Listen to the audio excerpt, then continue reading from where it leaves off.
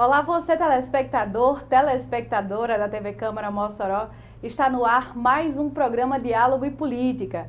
E no programa de hoje a gente aborda, claro, sob essa perspectiva do mês de março, mês em que se comemora o Dia da Mulher, um mês inteiro voltado à importância da mulher, ao protagonismo feminino.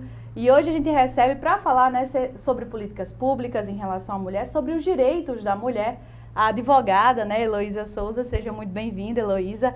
Ela que é pós-graduada em Direito de Família, Sucessões e em Direito das Mulheres, além de também advogar na advocacia feminista, Então, seja muito bem-vinda ao nosso programa, Heloísa. Obrigada, Desde já agradeço o convite de estar aqui para falar de um tema tão importante, para a nossa sociedade, que precisa realmente ser debatido e ser pautado.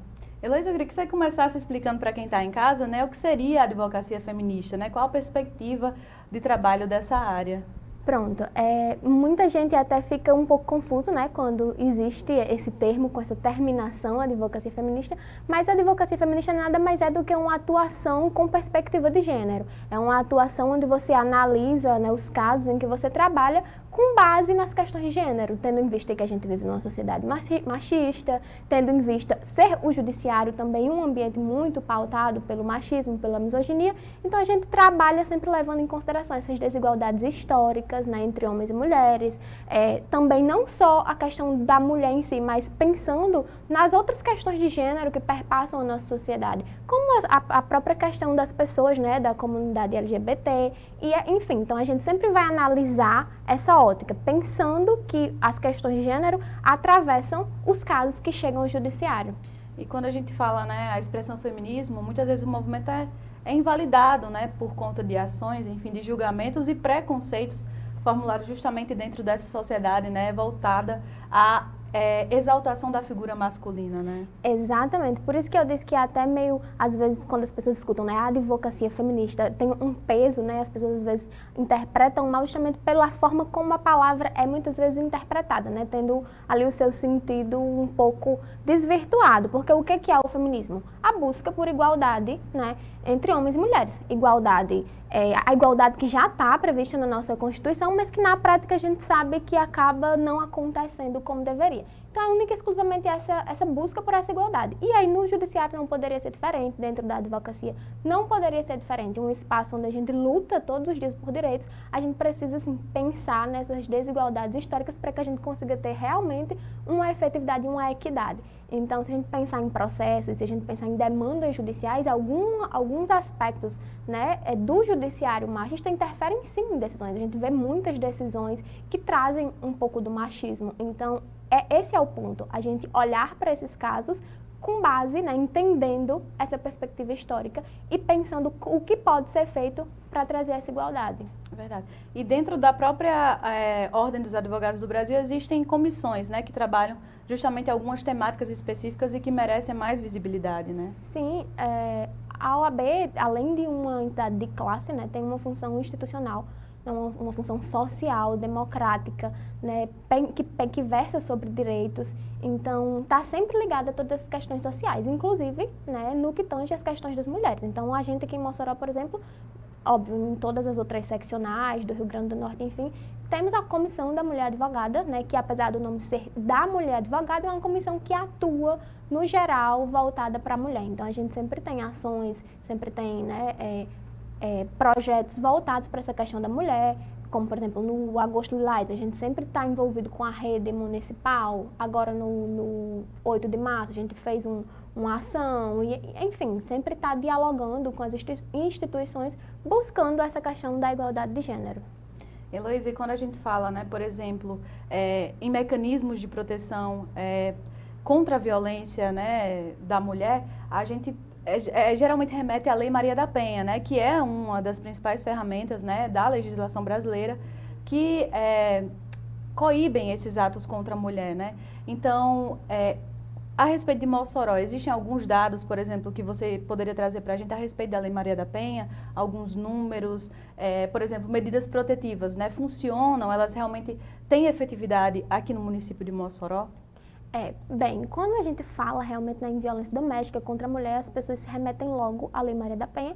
Óbvio que ela é, eu acredito que a nossa principal legislação. E assim, para além de uma legislação que pune a violência doméstica e etc., ela é uma legislação muito completa e multidisciplinar, porque ela traz diversas políticas públicas mesmo, como, por exemplo, reintegração daquela mulher, como aquela mulher deve ser tratada, deve ser atendida, né, pelos órgãos de segurança pública e afins. No sentido Mossoró, um dado que eu acho bem interessante a gente considerar, porque quando a gente fala em medidas protetivas, às vezes as pessoas têm muito esse julgamento de mas não funciona, mas não vai adiantar de nada, eu vou denunciar, ele não vai ser preso e, tipo, vou ficar ainda mais em perigo, porque a vítima, ela sente esse medo de ser, né, de sofrer uma retaliação ali por parte do agressor. Mas, assim, sobre medidas protetivas aqui em Mossoró, um dado que a gente tem do Juizado de Violência Doméstica é que no ano passado, né, de todos os casos de feminicídio que a gente teve em Mossoró, nenhum deles tinha medida protetiva. Então, todos os que estavam sendo acompanhados, né, tinham medidas protetivas, que ficam sendo acompanhadas, a Patrulha Maria da Penha, o pessoal do Juizado faz um acompanhamento, nenhum deles teve reincidência no sentido de chegar a um feminicídio. Óbvio, a quebra da medida protetiva acontece.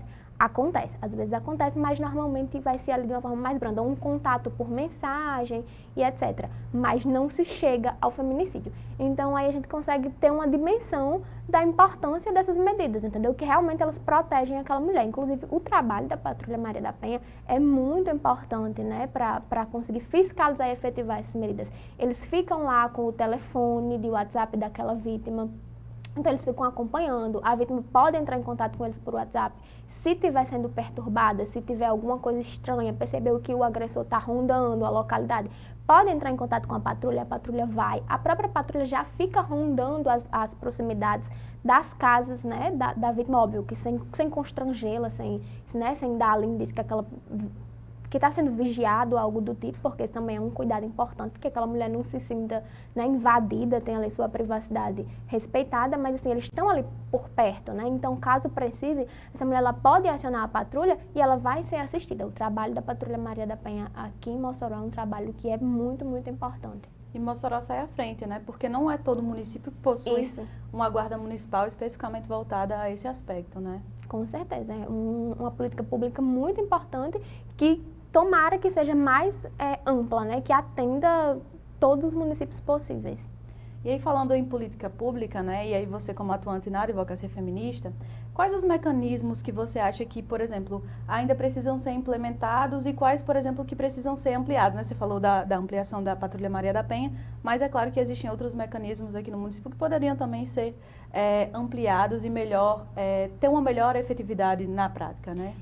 Pronto, eu acho que assim, o principal ponto, a gente já tem uma legislação, como eu falei, que versa muito bem sobre essas questões. Eu acredito que um dos principais pontos para a gente conseguir efetivar, né, toda essa questão de política pública e torná-las mais assertivas, né, em alcançar mais mulheres, é especialmente a capacitação profissional. Uma coisa que eu percebo que falta muito é nos lugares mesmo, nas repartições públicas, as pessoas que vão atender essas mulheres quando chegam, por exemplo, numa delegacia de polícia, quando chegam, por exemplo, num ambiente de assistência social, que vão ali precisar de um acolhimento, porque muitas dessas mulheres, né, em situação de vulnerabilidade, quando elas saem de casa, ou enfim, o companheiro sai de casa por conta da medida protetiva, elas ficam sem amparo financeiro, muitas vezes. Então, assim, como atender essas mulheres, como acolhê-las, né? Nos próprios hospitais, né? Profissionais capacitados que realmente têm um letramento de gênero, porque infelizmente, né, apesar da gente saber que o correto é que esses ambientes estejam adequados a receber essas mulheres, a gente ainda tem muita dificuldade nesse letramento de gênero. Então, tem muitos profissionais que não tratam as questões como deveriam. Então, acho que isso acaba dificultando um pouco essa efetividade. Aquela mulher, às vezes, chega no ambiente, não é acolhida da forma que deveria ser, não é informada sobre seus direitos, não é, né, recebida ali para poder tomar todas as medidas cabíveis. Então, eu acho que mais capacitação desses profissionais seria uma forma de efetivar essas políticas. E além de todas essas falhas, ainda é julgada, né? Quando chega, por exemplo, com machucado, alguma coisa, ainda recebe o julgamento não só dos profissionais, mas às vezes da sociedade em si que está ali, né? E vê a mulher chegando numa situação assim degradante, né? Justamente. Inclusive, a própria Lei Maria da Penha, ela traz essa determinação, né, de que a vítima ela não pode ser revitimizada. Então, ela não deve ser questionada o que ela estava fazendo naquele lugar, que roupa ela estava usando, por que ela estava se portando daquele jeito, o que que você fez para a situação chegar a esse ponto. Mas por que você não saiu de casa? Você se manteve nesse casamento todos esses anos porque você estava gostando. Então, tipo, são comentários, né, que para uma vítima que está ali já muito vulnerável, escutar isso às vezes desencoraja ela a tentar sair daquela situação. Então, acho que esse acolhimento, essa capacitação, essa difusão de informações. Eu vi um dado ontem que a cada 4 mulheres no Brasil, só uma sabe sobre a Lei Maria da Penha. Então, tipo assim, se a gente for parar para pensar, a gente acha, né, que é muito discutido, que todo mundo está falando, que todo mundo sabe. Mas quando a gente vai ver, existem realmente mulheres que não têm acesso a esse tipo de informação, que essa proteção não chega. E se a gente parar para pensar, nós, por exemplo, aqui, mulheres brancas, né, privilegiadas, estamos nesses espaços de diálogos e afins. Mas quando a gente para pensar em mulheres negras, mulheres trans, esse recorte, né, essa falta de informação, essa falta de acesso é ainda maior. Verdade. Então, também a promoção das informações também seria uma maneira de efetivar essas políticas públicas. Sim. E de levar conhecimento a essa população, né, que infelizmente ainda não conhece sobre a lei, apesar de ter quase 2 décadas de existência, né? Sim. É que assim, quando a gente fala em violência doméstica, né, a gente pode estar falando de muita coisa. Apesar de muita gente achar que o recorte é somente a questão da violência física. Então, eu acredito que, em relação a denúncias que a gente recebe, que o juizado recebe, casos que eu escuto, casos que eu atuo, que colegas atuam, o que mais chega é a violência física. Porém, né, a gente tem ampliado, sim, eu acredito que tem se ampliado as denúncias, por exemplo, da violência psicológica a partir do momento que isso passou a ser mais falado, né? E existem outros tipos de violência que às vezes não chegam no judiciário, ficam subnotificados, mas a gente sabe que acontece muito. Então, apesar do que mais chega ser a violência física, né, outros casos acontecem em muito mais frequência do que essa violência física. Meio que a violência física, ela é o penúltimo grau ali da violência contra a mulher. Então, começa com a violência psicológica, às vezes uma violência patrimonial que muita gente nem sabe o que é, que muita gente nem sabe que está sendo vítima de uma violência. Então, eu costumo dizer, por exemplo, eu trabalho com direito de família. Então, divórcios, né, separação, enfim. Sempre que chega para mim, quando eu vou analisar a fundo, eu percebo o indício de uma violência patrimonial. Então, é muito difícil chegar a um divórcio em que a mulher não esteja sendo vítima de uma violência patrimonial. Muita gente não sabe que está sendo vítima de uma violência, muita gente não sabe que pode recorrer, né, à justiça em virtude dessa violência patrimonial. Então, apesar de não ser tão falado, as mulheres ainda não estarem tão atentas sobre isso, acontece muito, mais do que a violência física, porém, a violência física acaba sendo mais divulgada, porque a gente fica mais chocado, digamos assim, quando a gente tem um ato ali físico, brutal, do que quando ela acontece de forma mais sutil. De forma mais oculta, né? Digamos assim, mais difícil de identificar. E você aí do outro lado, está gostando do bate-papo, da presença da advogada Heloísa Souza? Então não perca, porque daqui a pouco, no segundo bloco, a gente traz mais informações e esclarecimentos para você, principalmente mulher que está aí do outro lado, também precisa conhecer um pouco mais, né, dos seus direitos e dos avanços acerca das políticas públicas para esse gênero. Então daqui a pouco a gente volta.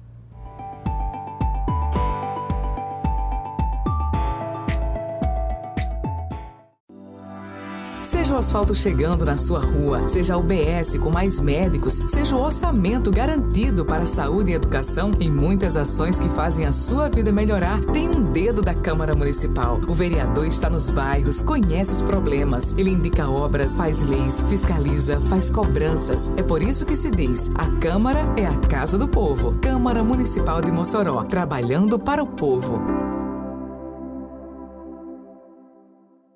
Este é um chamado para nos unirmos contra o ódio espalhado pelas fake news, informações falsas que podem destruir a democracia e, mais do que isso, destruir famílias, reputações, vidas. E se a vítima fosse um amigo, sua filha? E se fosse você? Acesse gov.br/Brasil contra Fake. É hora de frear o ódio, parar de repassar informações falsas, checar cada fato e sua fonte. Porque quem espalha fake news, espalha destruição. Brasil, União e Reconstrução. Governo Federal. Essa mensagem diz respeito a você que rala, que se dedica e quer um Brasil melhor. Um Brasil que respeite a sua força e capacidade de liderar e produzir.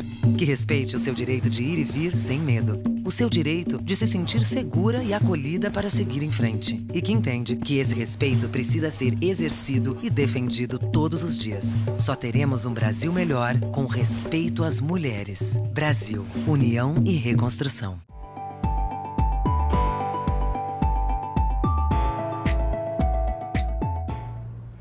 Estamos de volta para o segundo bloco do programa Diálogo e Política. Hoje a gente recebe Heloísa Souza, ela que é advogada, pós-graduada em Direito de Família, Sucessões em Direito das Mulheres e também exerce a advocacia feminista. No primeiro bloco a gente tirava algumas dúvidas, né? Heloísa fazia alguma explanação aqui de informações importantes acerca das políticas públicas e da legislação, né, em favor das mulheres.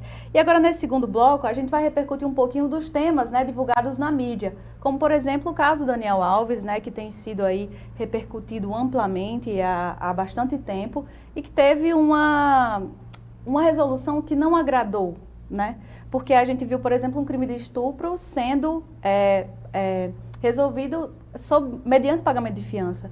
Então, é muito grave. Por mais que tenha sido uma decisão do Tribunal de Justiça da Espanha, mas é uma decisão que reflete no mundo todo, porque mulher é mulher em qualquer parte do mundo, né, Heloísa? Exatamente. Essa decisão, assim, para mim, mostra o quanto a gente precisa seguir vigilantes, porque a qualquer momento nossos direitos podem estar sendo ali tolhidos, podem estar sendo questionados, então é sempre importante a gente manter, né, essa questão de estarmos vigilantes sobre eles. Realmente, né, não é uma decisão brasileira, apesar dele ser brasileiro e afins, mas foi uma decisão lá da Espanha, que tem um sistema de justiça diferente. Nossa, é importante ressaltar isso, que muito provavelmente se isso fosse no Brasil não teria tido esse fins por conta da própria legislação mesmo.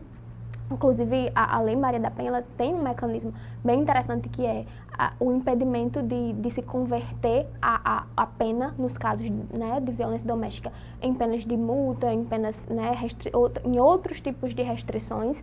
Então, se fosse no Brasil, provavelmente não teria tido esse desfecho. Mas, assim, a gente fica um pouco chocado, realmente, porque a gente pensa, nossa, então acaba sendo uma situação ali muito elitista. Né? Quer dizer, se você tem a condição de pagar, você vai pagar e você vai ter a sua liberdade como se você não tivesse cometido um crime, como se nada tivesse acontecido. Se você não tem, você vai ali cumprir uma pena privativa de liberdade. E aí a gente reflete, não tem como não refletir sobre o quanto essa decisão é elitista e o quanto acaba sendo, né, misógina no sentido de não ter efetividade, digamos assim, na punição de um crime tão chocante e tão violento. Mas o grande ponto, assim, eu acho também que repercutiu muito, né, por serem pessoas públicas e por também ter tido a influência lá de quem vai pagar, né. Eu vi até uma reportagem que diz que, né, ele sequer vai arcar com o dinheiro, né, com a despesa, vai ser um amigo, enfim.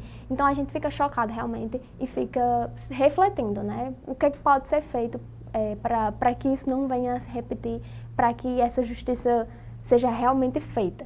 E aí, assim, aqui no Brasil, como eu disse, a gente tem uma legislação muito boa relacionada a isso e torcer para que na Espanha, que a mídia, né, internacional que caiu em cima, que na Espanha essa repercussão gere alguma coisa, talvez uma mudança legislativa sobre essas situações, né? Essa repercussão toda é interessante por isso, porque às vezes quando repercute, quando um caso vai à mídia, as pessoas começam a falar, começam a analisar, pensar criticamente sobre ele, isso gera mudanças no legislativo, né? O legislativo vai se atentar para que ele talvez pensar em trazer um novo projeto de lei, né? Modificar o entendimento sobre aquilo. E aí essa é a única forma que a gente tem de transformar o judiciário, né, nesse sentido, de ampliar a legislação, modificar, né, trazer questões que antes não eram faladas.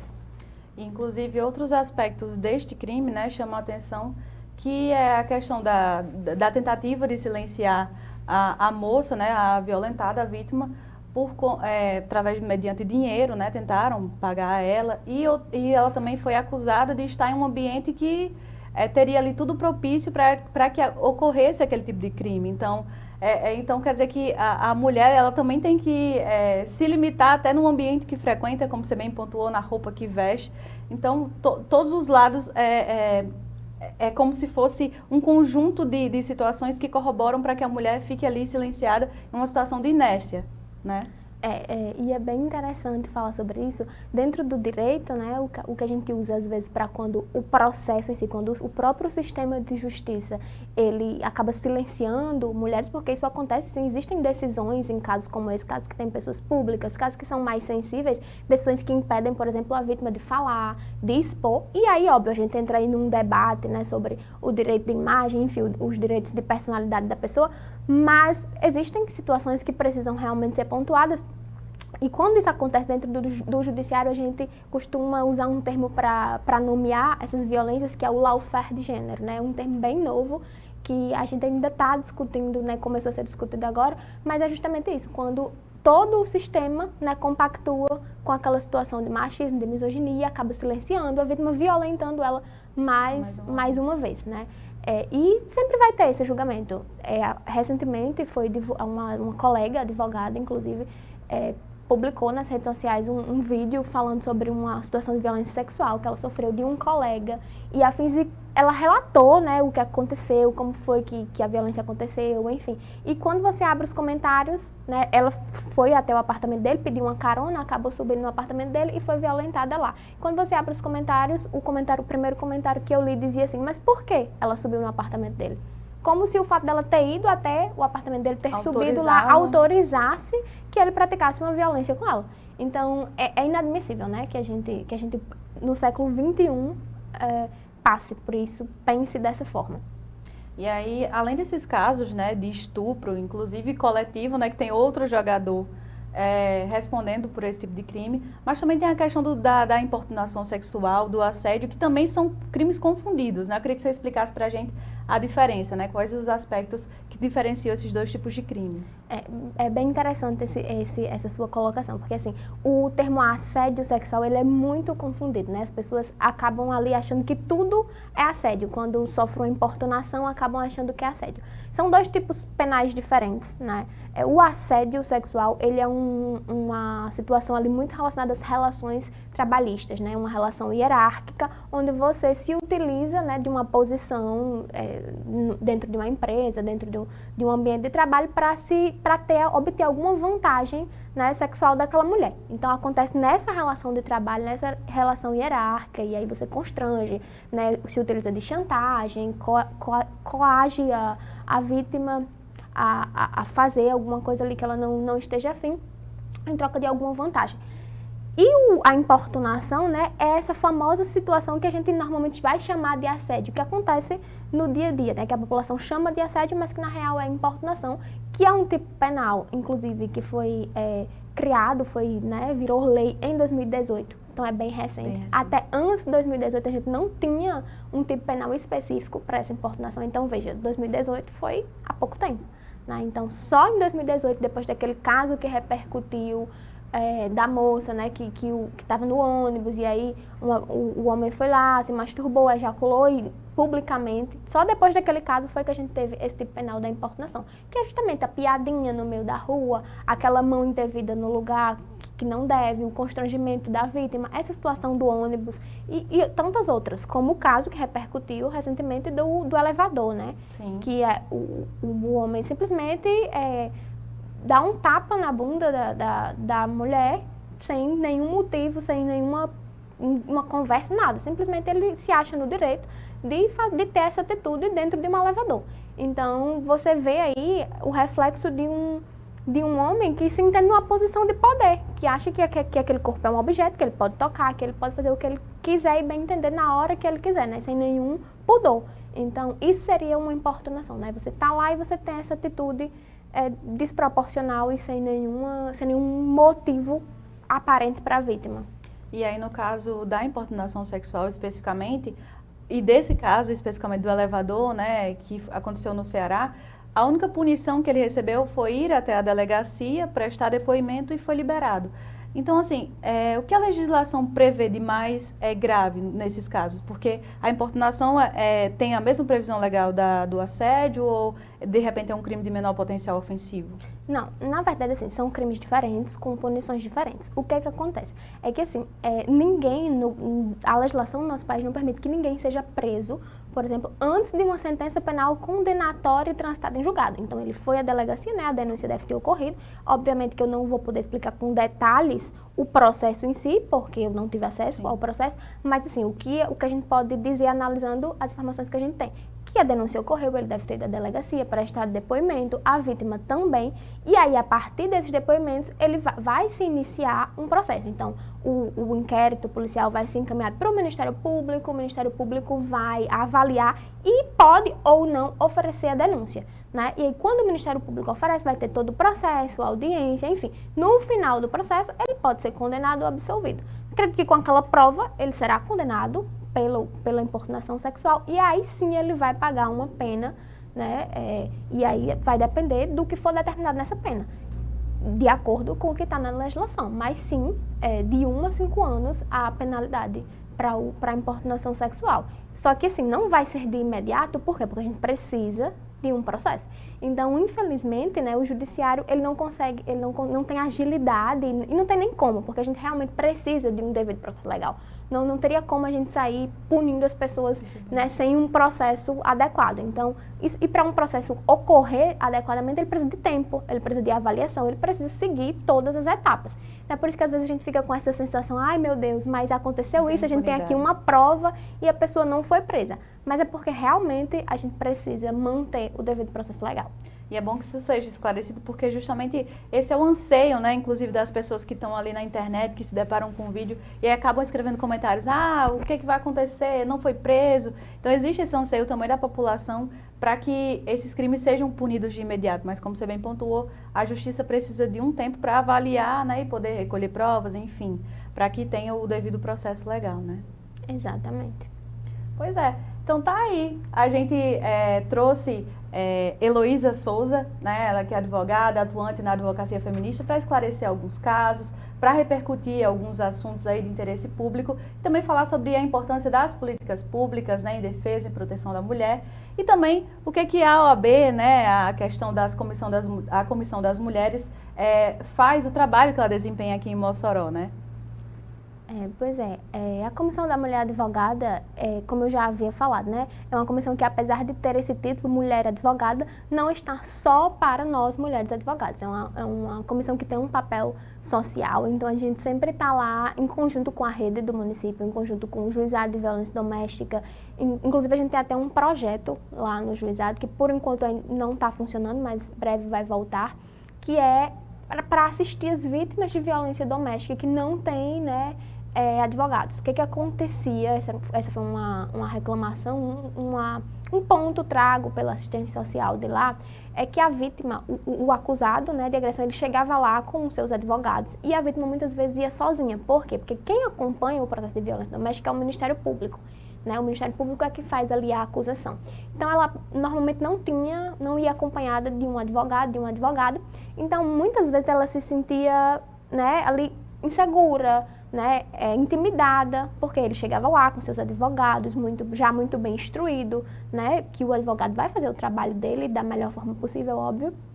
Então, elas tinham essa demanda. E aí, a gente criou, né, um projeto onde a gente, Comissão da Mulher Advogada, acaba fazendo essa assistência, acompanhando as audiências, não necessariamente atuando no processo, porque isso aí demandaria outras questões, mas assim, conversando com aquela mulher, explicando para ela como é que vai ser aquela audiência, deixando ela tranquila, e a gente acompanha as audiências também, e caso tenha alguma intercorrência que a gente precise fazer uma intervenção, alguma ilegalidade, enfim, alguma coisa que precise ser pontuada, a gente pontua, né, e aí assim a gente consegue fazer com que aquela mulher se sinta mais segura para estar naquele processo. E entre outras ações, inclusive, né, as mulheres assim, que precisarem de alguma assistência mais específica, foram vítimas e quiserem procurar a Comissão da Mulher Advogada para ter alguma assistência, alguma informação, né, a OAB fica sempre aberta para esse tipo de diálogo. Bacana. Então, Heloísa, eu quero agradecer a sua presença aqui, deixar o convite aberto para que você venha outras vezes. Foi uma conversa muito esclarecedora, né? Cheia de informações, explicações também a respeito do trabalho, né? Das advogadas, trabalho dos juristas, né? Da comissão. Então, muito importante esclarecer isso para a população e também deixar o espaço aberto para que você venha outras vezes, explicar, orientar também, tanto eu que sou mulher, quanto também as nossas telespectadoras. Eu que agradeço, né, pelo espaço, pelo convite. É sempre bom estar em espaços como esse, trazendo informações que eu considero muito importantes. Como uma pessoa que atua na área, eu acho que esse espaço aqui é muito, muito pertinente para a gente ter esses diálogos e levar essas informações para o máximo de pessoas possíveis. Então, sempre que puderem trazer esses temas, melhor ainda, mais informação, mais mulheres seguras, protegidas e empoderadas. Muito obrigada pela sua presença. E também muito obrigado pela sua presença aí do outro lado, até aqui, você que nos acompanhou e sempre nos acompanha, né, às sextas, 7 da noite. Nosso compromisso já está marcado aí na sua agenda, tanto na sua quanto na minha. Toda sexta-feira a gente tem um encontro aqui pelo canal 23.2 da TCM e também pelo canal 2 da Telecab. E se você perdeu o nosso conteúdo ao vivo, não tem problema, você já sabe, é só buscar por TV Câmara Mossoró no YouTube e ficar por dentro de todos os nossos conteúdos. Muito obrigada pela sua companhia e até o próximo encontro.